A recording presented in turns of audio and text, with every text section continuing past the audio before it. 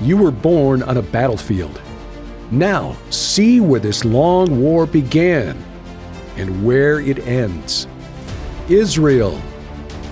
Join Derek and Sharon Gilbert and special guest Carl Teichrieb in the Holy Land this October, where you'll see things like this. If there's a place in Israel that's like the Alamo to Texans here in the United States, it would have to be Masada.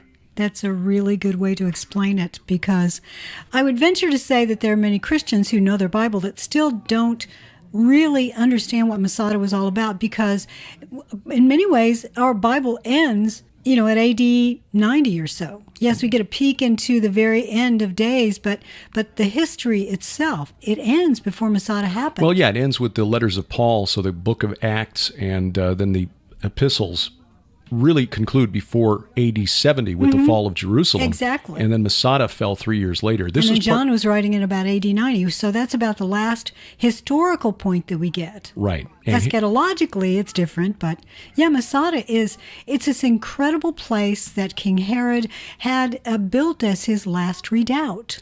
He didn't have the most secure position, and he wasn't the most trusting individual. Murdered a number of his own family members because they were conspiring against him. They're all against me. It's like a Shakespearean play. It kind of is. But he was Idumean, an Edomite, yes, who had accepted, at least nominally, the Jewish faith in order to rule over Judea with the blessing of Caesar Augustus. He was really Octavian's man in the Middle East. That is absolutely the truth. And interestingly enough, being an Edomite and coming from that idea of living within this desert area and making use of what's there in the landscape, hence later on, you'll see when we go to Petra, that's an Edomite area. Mm-hmm. The Nabateans weren't Edomite necessarily, but the Herod knew the Nabateans.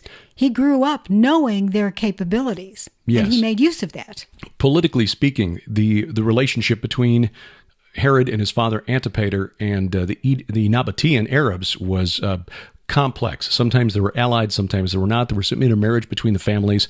Anyway. That is so true, but we get this location, which it's very, very isolated. You could see why it would be very difficult to assault and siege that area. It took the Romans months to build a siege ramp, and the remnant of the siege ramp is still up against the side of Masada.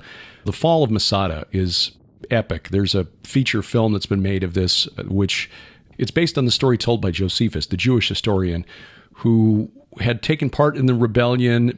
All of his men surrendered except for him. Well, all of his men killed themselves except for him. He surrendered, but he ingratiated himself to the emperor, the future emperor Vespasian, and he wrote a history of the Jewish people, which tells us a lot of what we know about the first century. But bear in mind, Josephus wasn't at Masada, so when he puts words in the mouths of the commanders at Masada, their final speech as they exhort his fellow men to kill their wives and children so they wouldn't become Roman slaves, he was using a bit of artistic license. He was, but I think he was also using some of the legends. The legends grew up around Masada very quickly because this was a big deal. Join Derek and Sharon Gilbert and special guest, researcher, author, and lecturer Carl Teichrieb in Israel, October 19th through 30th, 2025. This is not the typical tour of Israel. For information and to reserve your place on the 2025 Gilbert House Tour of Israel, please log on to gilberthouse.org/travel. That's gilberthouse.org/travel.